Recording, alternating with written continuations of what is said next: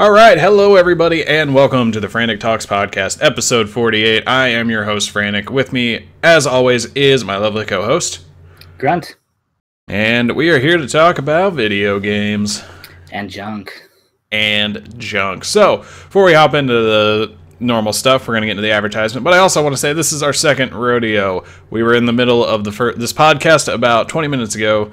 Not even that. And about 10 minutes in, Grunt's computer died. Actually, it just decided that it wanted to update.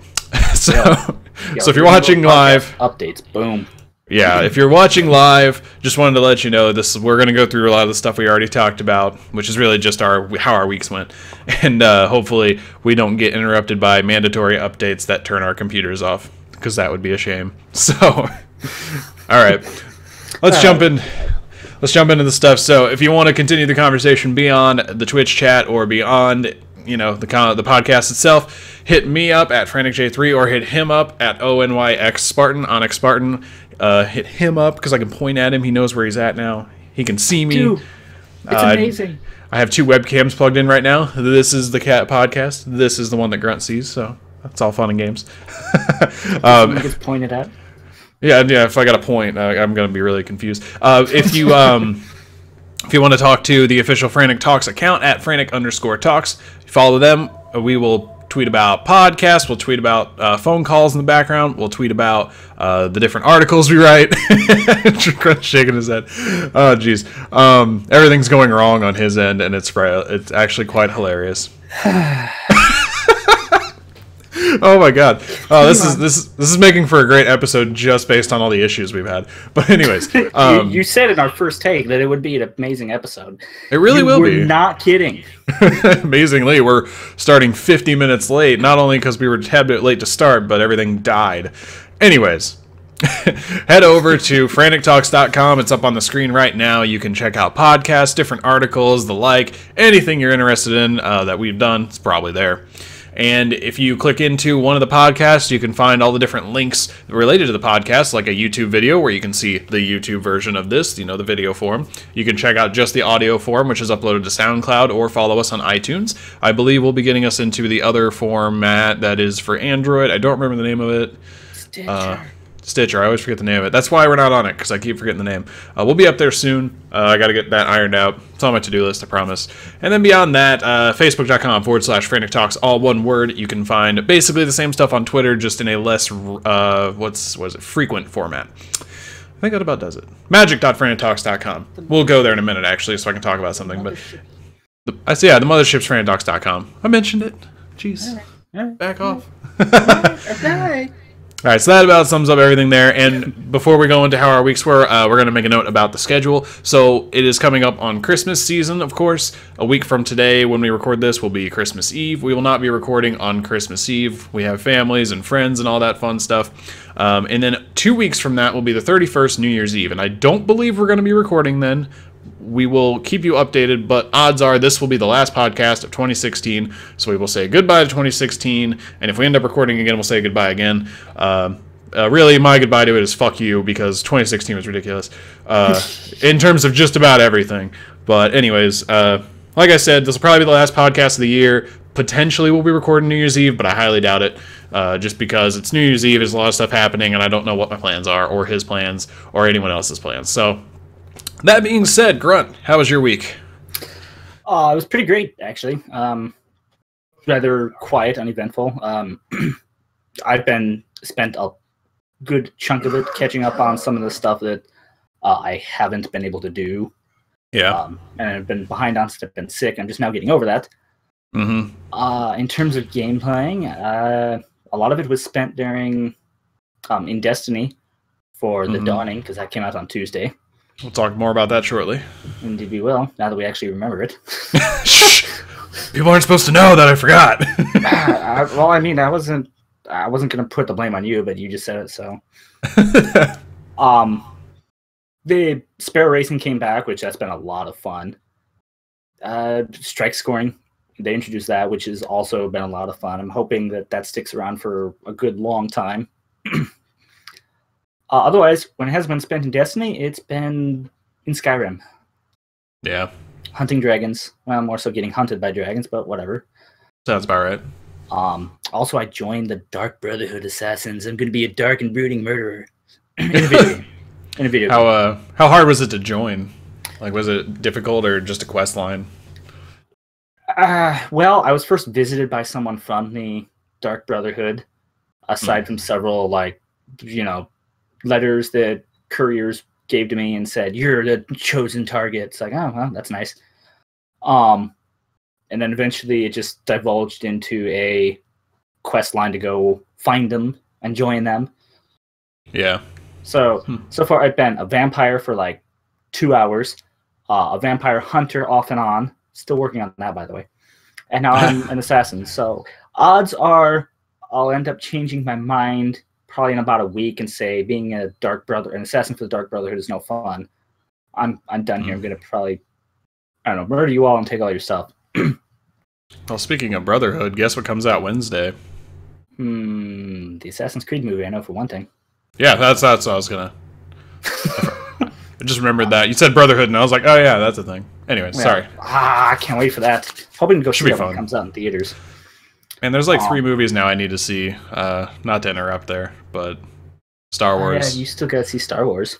Yeah, Star Wars. It just came out yesterday, but it did just come out yesterday. Normally I go the night before at like not midnight releases, but like late night ones. But it was like a 10:30 showing that was only open for 3D, and I'm like, I don't like the sound of any of that. So, anyways, yeah, that's pretty much how my week has been. A little busy, nice. little gameplay.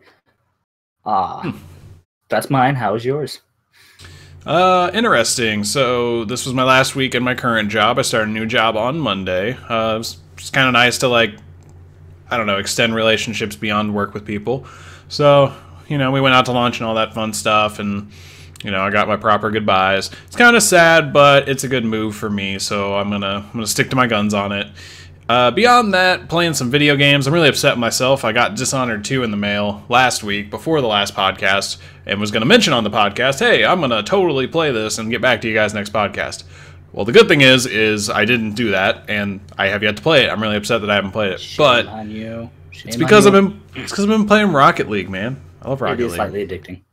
And then also, the dawning for Destiny was very interesting. I was like, wow, this seems really cool. So playing that as well, that's been really interesting and really fun. I guess we'll talk about that here briefly, but I definitely agree that I enjoy the Sparrow Racing League and the score attack for Strike. It's like the little things to be able to see how much crap we've killed in one strike. I just really like that. We've killed everything. Yeah. And then the other thing that really happened was, you're looking at the Frantic Talks website right now. I'm going to hop over to the Magic side of it, which is magic.frantictalks.com, which, actually, of course, what? Actually, I'm looking at you right now. All right. Now that interruption is done. Jeez. So we're taking a peek here. We just posted another article in our partner series. Now, if you don't know what our partner series is, and if you're unfamiliar at all with Magic the Gathering, Wizards of the Coast released Commander 2016. It's a supplemental product where Commander is a format. You build a deck around a certain character or a certain card. They released a new mechanic that allowed you to pair certain creatures together to make 2 cards that you build around. So they released 15 of them, and doing the math, there are 105 different combinations, and we are going to try to write about all 105 of them, which, if we do it at 2 times a week, we are equating out to a year and half a week. That's how that maths out. Now, we've been able to do 2 since the beginning of basically December, so we are not at all on par to finish this on time with what we were hoping to do. So if it goes on forever, it happens to go on forever. But we have released Rayhan and Ishai, which is the one I did, which is the 4 colors combined without red. And Luke, my good friend who also writes, wrote Vile Smasher and Thrashios, which are all the colors except for white. And they are very, very fun articles with lots of cool interactions, and I'm definitely not going to delve into them as much as I did on the previous edition of this podcast episode that no one will hear. And I'm just going to say that the Frantic Talk vaults. It's going to go to the vaults of Frantic Talks, never to be seen again, unless we release like a B-side complimentary, right? like a blooper reel or something. Release it as a remake in about 20 years, like Disney does. Not naming names or anything. Yeah, exactly. Okay, so those are there if you want to go check them out. Let me know your feedback on them if you guys are into Magic and are interested in that. I submitted my article to Reddit, and because Reddit doesn't like you submitting a bunch of your own stuff, I haven't gotten to submit Luke's. So if you could do that for me, We could definitely get more feedback. I got like 800 views on my partner article, which is great. I was excited about that. And got a lot of good feedback. It got a lot of really good, like, praise. So, sounds like we're doing it right. I would think so.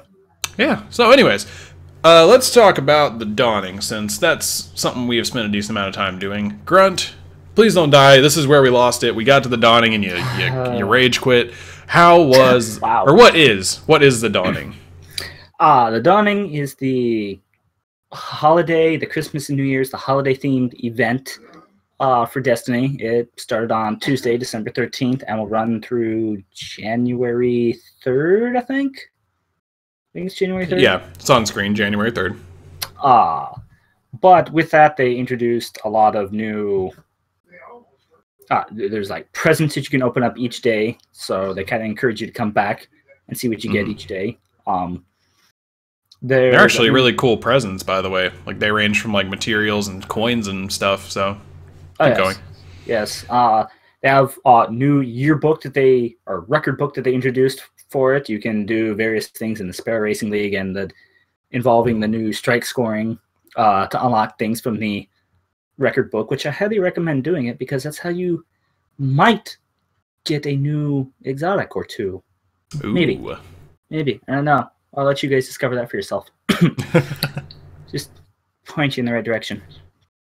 Over that way. Over that way, that general vicinity. Yeah. But that's cool to do. Let's see, they brought back the icebreaker. Oh god. The icebreaker. That's a clever way of putting I don't know, I think it's just clever. It's very icy outside. All kinds of snow. I'm sure they thought of that. Actually snowing here right now too, so that's pretty great. I'm actually in the freezing rain realm today, so you know. Oh man, that sucks. Let's see what else.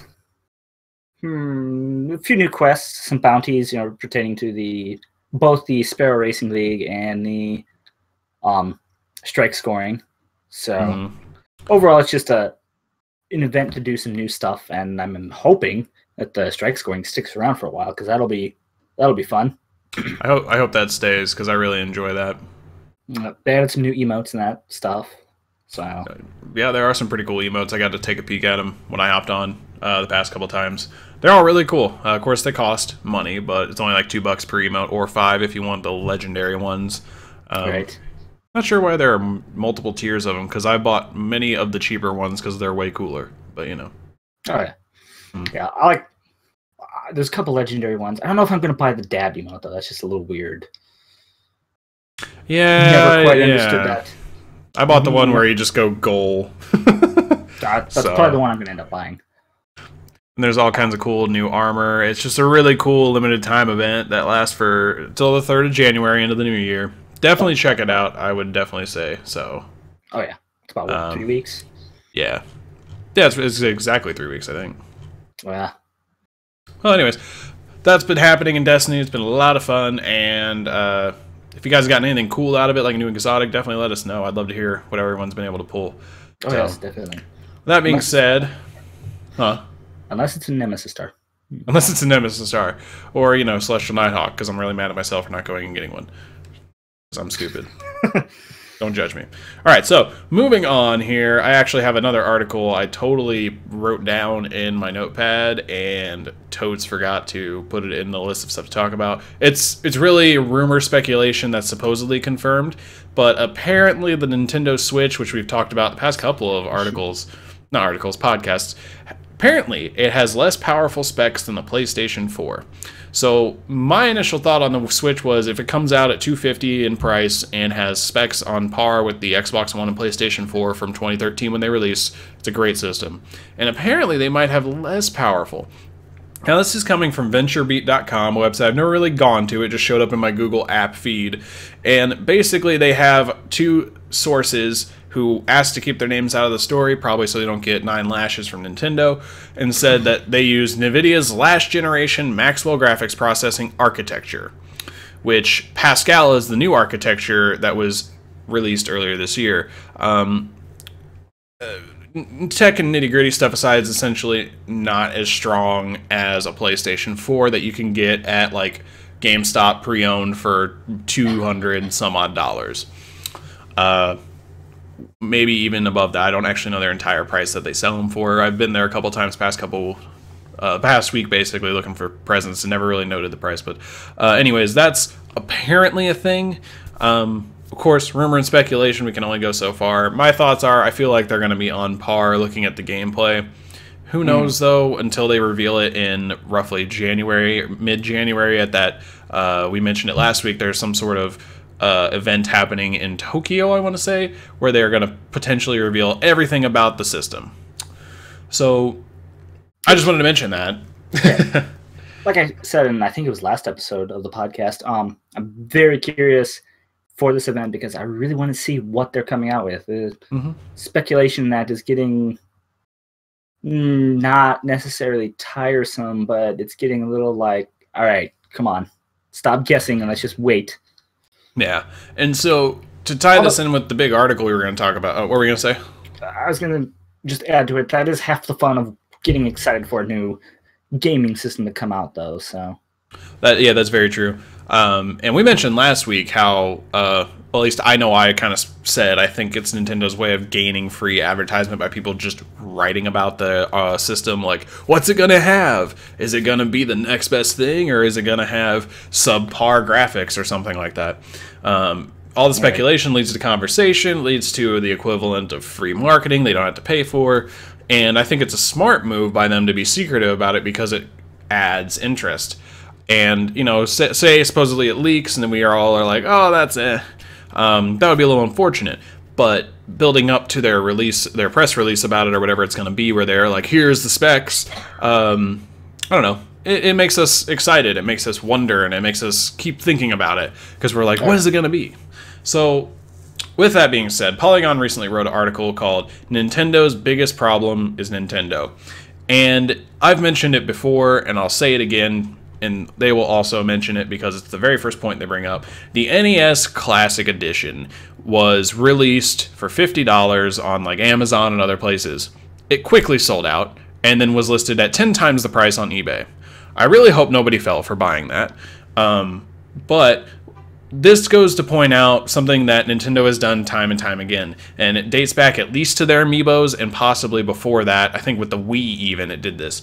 They would not tell you how much a store was going to get to sell, and then they would sell out immediately, and then later on just flood the market after people are like trying to get their hands on it. It's a very clever strategy where they get you talking about it because it sold out so fast. You know, articles writing about, wow, I can't believe this Nintendo thing is $500 on eBay. Why is it? Oh, well, they just didn't anticipate people buying this much. No, they anticipated it. They're doing that so you'll get free marketing. It's kind of smart. And so this article tries to point out how they kind of shot themselves in the foot by doing that. Maybe. But then they go on to mention the Wii U and how the Wii U is just a quote-unquote colossal failure. I don't know if... It was pretty popular, because a lot of people I know, even today, have one and still go back and use it. So, yeah, I have one. I bought it much later than its release date. I have one, and I've been playing it. I don't play it nearly as much as I play, like, say, my Xbox or my, PC. But I definitely have it, and I enjoy playing it. There's an amount of games for it that I enjoy, which is the real issue. It's not the Wii U itself. And they link to a bunch of different other stuff that I haven't gotten a chance to read. But then they kind of just come down to the overall point of the Nintendo Switch is kind of their defining point. If it doesn't sell well, then they could be Nintendo of days past. You know, they're not gonna be up there anymore. They're gonna be needing help from other publishers. They won't be the main person developing things anymore. They'll have to group up. You know, they won't be on the level of Sony or Microsoft. You know, Nintendo will just be like way down here. Which is a way a lot of people do look at them, but this is just the next step, I guess is the way to put it. It potentially could be that bad, according to this article, of course. I don't know, I think it's an interesting point to see that they think that the Switch is like going to be the defining thing, and it'd be kind of weird to live in a world without Nintendo. I don't know. It really would be, though. A world without Nintendo, especially being, compared to the likes of Microsoft and Sony with their consoles, would definitely be strange to think and hear even. Well, Nintendo's always relied on their list of characters. So Right. their hardware and stuff tends to be, I don't want to say dated, but it's never up to date. So when you go and play a Wii U game, it doesn't tend to be realistic. Now, Xbox One and PlayStation 4, they tend to go for very realistic graphics, so they need top-of-the-line graphic level stuff. Where Nintendo can save money by just not doing that and producing their more, cool-looking Mario game or something like that. And they release, 80 Mario games on every system.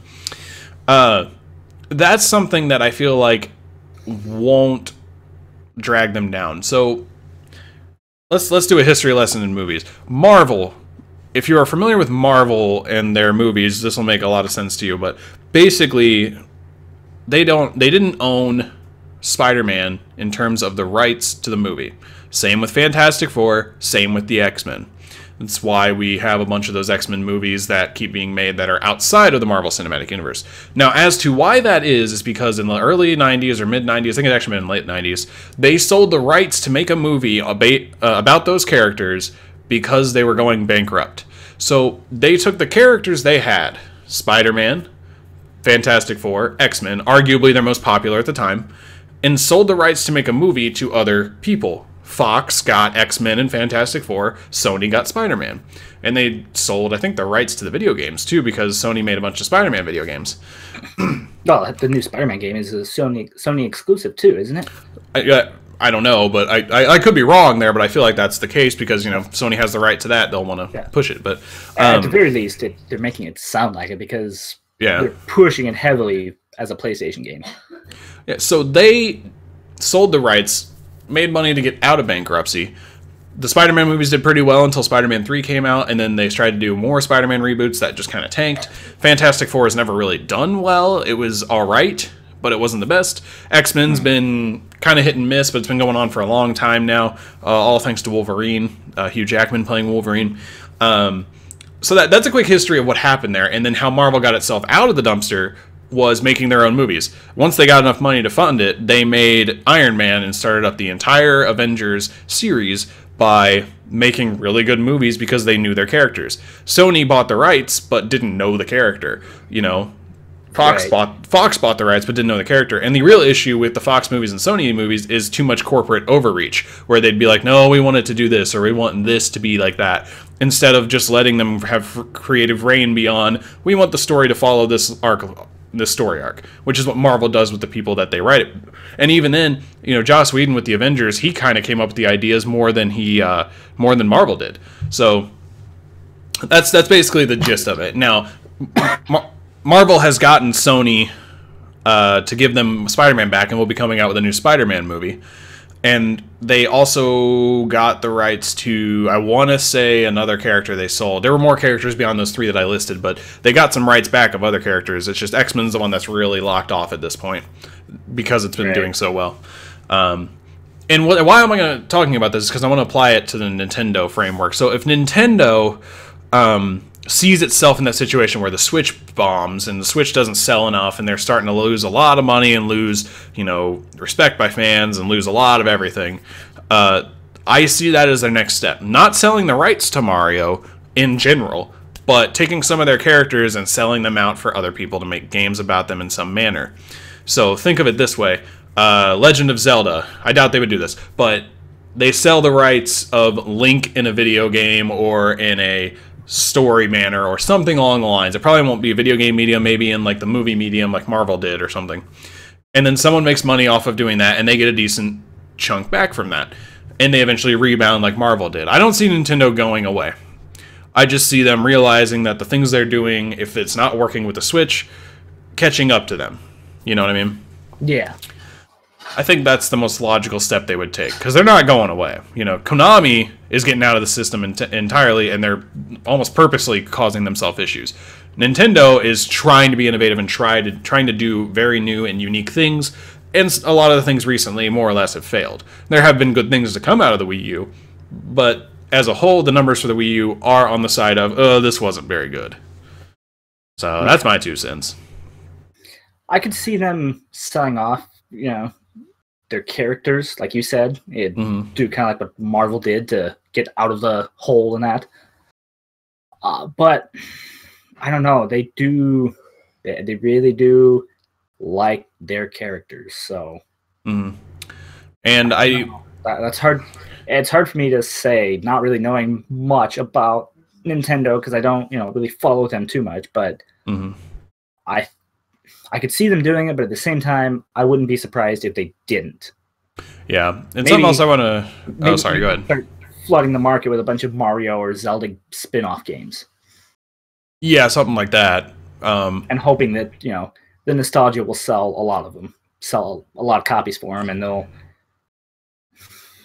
start becoming relevant that way. If they something I totally forgot to say in the Marvel story, in that Marvel history, how they made the Iron Man movie was through the money Disney bought them with. So that's another thing, is Nintendo could get bought by another third party that isn't Sony or Microsoft, and they could get the money funded. And let's say Disney does it. Let's just say that happens. What if Disney is the savior for Nintendo? Dear God, the amount of characters Disney has. Disney has put all its money into characters. They have all your Disney princesses. They now have characters in the Star Wars universe. They have all of the Marvel cast. Holy shit. And they will have all of Nintendo. If they did that, I know this is all entire hypothetical and speculation, but if they truly bought Nintendo, they'd have Mario. Disney would have Mario. That's insane. Mario movies like you wouldn't believe. It's insane. All right, anyways, so to tie this into the sponsor of this episode, the sponsor, quote unquote, I didn't actually make a big deal about it like I did in the Vault episode of this, the first episode that's in the Vault forever. Let's talk about that in the NES real quick. So that little pocket NES was letting you play like the original Zelda, Super Mario Bros., Metroid, and all that.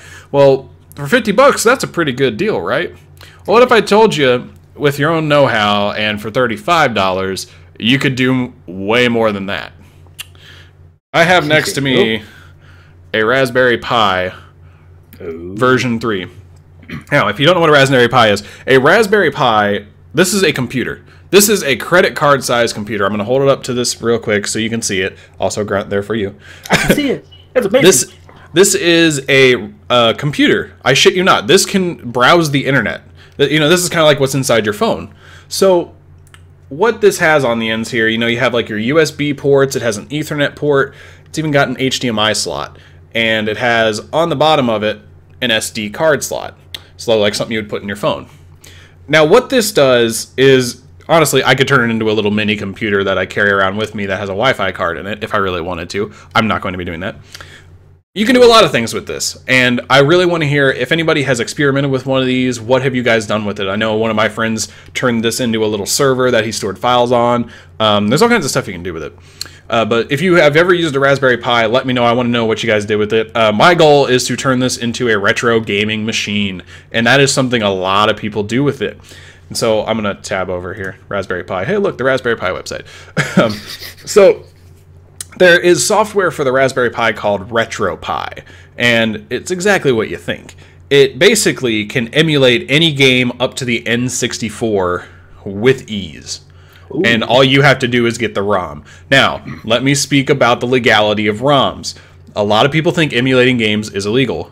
You're wrong. You can emulate a game as long as you have a physical copy of it. That is fact. It gets a little weird with Nintendo, but I promise you can. I'm not a lawyer. Do not use this as your testimony, but I promise you're okay. So, I have Pokemon Gold. I have Pokemon Ruby, or not Ruby, Sapphire. If I wanted to download a ROM of that and then play it on this, I could.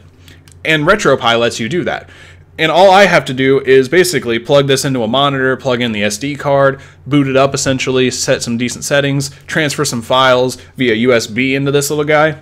And literally, this is a case, by the way, that it's in. This is actually it's just a motherboard with some stuff. But if I close the case here, this can run N64 games, Atari games, What else can it do? It's literally anything. Super Nintendo games. It can actually emulate GameCube games, but the problem is it doesn't have a powerful enough graphics card. Because RetroPie can be run on your own computer. So if you don't want to buy this little thing and set it up, you could do RetroPie on your computer and hook it into your TV or something. So my goal with this is to turn it into a retro gaming machine. And I don't have it with me, but it's micro USB powered. So all you have to do is use your phone charger, plug it into this, plug it into a wall, and it powers it. You have to have a 2.0 or a 2.5 voltage power or USB capable micro USB charger, sorry. So a 2.5 volt micro USB will power this, and that comes with like a standard tablet. So if you have a tablet, you could literally power this whenever you wanted. So I am excited to try this out and set it up because my micro USB that's going to be plugged into it is a gift from somebody that I got this idea after they gave it to me. It is a Millennium Falcon micro USB. So the micro USB, the end of the Millennium Falcon is where it's at. So I'll have a Millennium Falcon plugged into this. Oh my god, that's amazing. And I want to build a really cool case to go in, so it looks a little cooler than just a little like plastic outline essentially. But I shit you not, credit card size computer can run N64 games. Just think about that. That's insane. That is pretty cool. When you think about it. I wanted to say they were the sponsor. I have their little box right here, you know, Raspberry Pi 3. I actually bought it separate, so I had to buy the case as well. But you should be able to, here's the case. You should be able to get the case itself and the Raspberry Pi for $35. I spent a little more than that, but there are lots of tutorials out there, and you can use this for whatever you want. It doesn't have to be retro gaming. I know you can use it as like a security surveillance system, like plug a like a webcam or something into it, and just have a decent sized micro SD card in there, and it'll just record, and you can clean it out when you want. I don't know. It's endless, some of the stuff you can do with this, and it's just damn amazing. It's even got a headphone jack. Your iPhones don't even have those. Oh, snap. I had to sneak that in there. Oh, man, I really want to sneak that in there. But yeah, Ethernet port, everything, 4 USBs. They're USB 2.0, not 3.0 if you're curious. HDMI slot, micro USB, SD slot, along with pins right here. These pins, I believe you can plug retro arcade sticks into. I've seen, you can actually buy a kit for that. Oh, man. I'm excited, because this is kind of like my Christmas present to myself, where I'm going to go basically have original Smash Brothers ready to go for my friends when they come over, and all we use are Xbox 360 controllers, because it works as long as you connect to the internet and update it. It works with the Microsoft dongle that you plug in via USB and can have 4 Xbox controllers plugged into it. So all I have to do is power this thing up, update it, plug this in, and then boom, I can play with Xbox 360 controllers on any game I download and put into it that I own legally. And boom. That's actually pretty cool. About the coolest fucking thing I've ever seen for the price. Now, the original Raspberry Pi was like $70 when it came out, so they found a way to release it at cheaper prices as they've gone on, and it is gonna be the coolest little thing I ever do. And it's inspired me to do DIY with my living room, to where I'm going to replace my entertainment stand with just a cube stand, where each cube has a game system in it. So I'm going to have like a PlayStation when I get one, an Xbox, probably the Switch, this little thing, my Steam Link, all kinds of fun stuff just in each little cube. And I had to get an HDMI switcher so I could plug all these things into my TV, because I only have 4 HDMI slots. I'm going to have roughly 7 things plugged into it. So I now have an HDMI channel switcher where it'll just switch between each HDMI input. Ooh, don't forget which one you're using at the time. See, I'm playing my Xbox. Yeah. Is that this one? Nope. That one? Nope. Nope. Nope. Just cycle through all of them until I eventually get it. Yeah, exactly. And that'll be the case, but I have like a Chromecast that's going to be plugged into this stuff, so that's going to be... I have all kinds of stuff plugged into my TV. But it's going to be a lot of fun to set this up and get it going. I was going to plan to do it tonight, but other plans are going to get in the way. Either way, it's going to be a lot of fun once I get it up and going, and I will definitely let you guys know how it works. I have a lot of friends who are asking me to, you know, give a review on it, essentially, because they're thinking about doing something similar. This is damn easy to set up, assuming you got the right stuff. You got a monitor or a TV with an HDMI cord, you know, micro USB charger, SD card. I mean, the thing itself is $35. I had all the other stuff sitting around, not gonna lie. The only thing I had to go buy was a way to read my micro SD card, and there are actually flash drives that you can just plug an SD card into and plug into your computer, which I bought. So, I'm so excited. Sounds like it'd be a fun little project to do. Yeah, I mean, it looks hilarious when you have all this crap plugged into it, and it's just like there's like 80 cords coming out of this little credit card, but it's really funny. I'm really excited for it. So that prompted me to say, for the holidays, you tend to get a lot of gifts, right? So if anybody has a DIY project they're looking to do or looking to talk about, let us know. I'd love to hear what you guys are doing. I don't care if it's video game related. If you're going to be building a deck on the back of your house, I want to hear it, because I'm really interested in hearing what everybody is up to with their different DIY projects, because now you know what I'm doing, turning a credit card into an N64 essentially. So, that being said, I can't think of anything else to add on beyond go buy a Raspberry Pi and go crazy with it. Got it. Gonna go buy one of those right now. Dude, they're super cheap. They even you can even get them on Prime. That's why I bought it for what I did, because you can get it with Prime, and it delivers in 2 days. Nice. So, yeah. Unfortunately, I couldn't do that because I have to save up for a different chair. I'm sitting on a metal chair right now. Ouch. It's uncomfortable for long periods of time. Plus, some little commander deck that I built kind of wiped my fun too, so that'll happen. Yeah, I need to buy a better computer chair. Mm-hmm. I actually only spent probably about $35. That's good. You can build a pretty good. It was only like about maybe 8, 9, 10 at most cards. So I mean, you can build a really good commander deck for the cheap. One of the best commander decks I ever built was less than $50, and it was all from scratch. Didn't have any of the cards, so. It's pretty great. Some of the cards are insanely cheap. I was looking.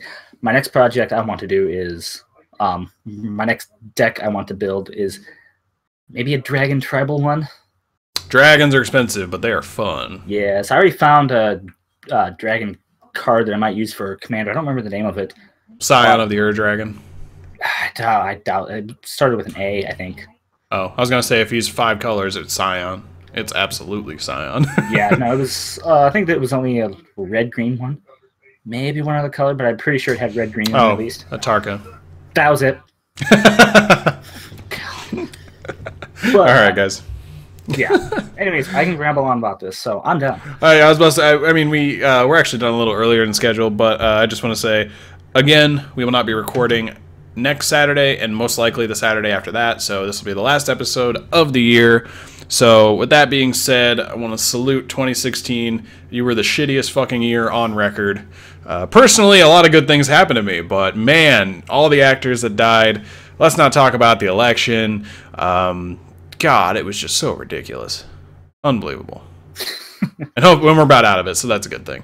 But overall, last episode of the year, is there anything you want to give a shout out to in the past year at all, Grunt? I mean, I know I'm asking a lot of you. You got to think of a whole year in 10 seconds. Oh my God. I'm trying to think of anything crazy that came out this year like I really want to shout out. We already did our games of the year and everything, so I don't know. Man, I can't think of anything. Can't Let's either. give a shout out to everything. Boom. Shout out to everything. Hashtag 2016. Boom. There you go. All right, guys. Go buy a Raspberry Pi and let me know what you do with it. And then beyond that, head to twitch.tv/Frantic Talks to catch us live every Saturday, 3 p.m. Eastern, usually, except the next 2 Saturdays. And then beyond that, let's do the rest of the advertising. Twitter, I am at FranticJ3. He is at Onyx Spartan, ONYX, all one word. At Frantic_Talks is where we both kind of are. It's the official account. We'll tweet about podcasts and other random things like, you know, rescheduling or if anything's going to happen. When things do happen, like computers wanting to restart. Yeah, we'll tweet about that. And then you can head to facebook.com/Frantic Talks, all one word. That is where you will catch podcasts and articles being sent out, a lot like Twitter, but in a less frequent format. FranticTalks.com, that is the mothership. You can find all the information that I'm about to tell you and all the information I've said, all there. And if you click into a podcast on that side of the website, you will get to the YouTube channel, the iTunes, the SoundCloud, all of that. Subscribe to the YouTube channel. If we get 100 users, I don't have to tell you how to get to it. I can just say go to youtube.com/Frantic Talks, which I don't know if that's actually a URL, but hopefully it is. It will be one day. And if you liked our discussion about Magic, want to know more about the things we write about on Magic, magic.frantictalks.com. That is where we will post all of our articles, including the partner series, of which we've done 2 out of 105. Hopefully we get a little more done than that. It's going to be a test, that's for sure. And I think that about does it. Anything else? I believe you covered it. All right. Well, Hope to see you guys in the new year. Shout out to everything 2016.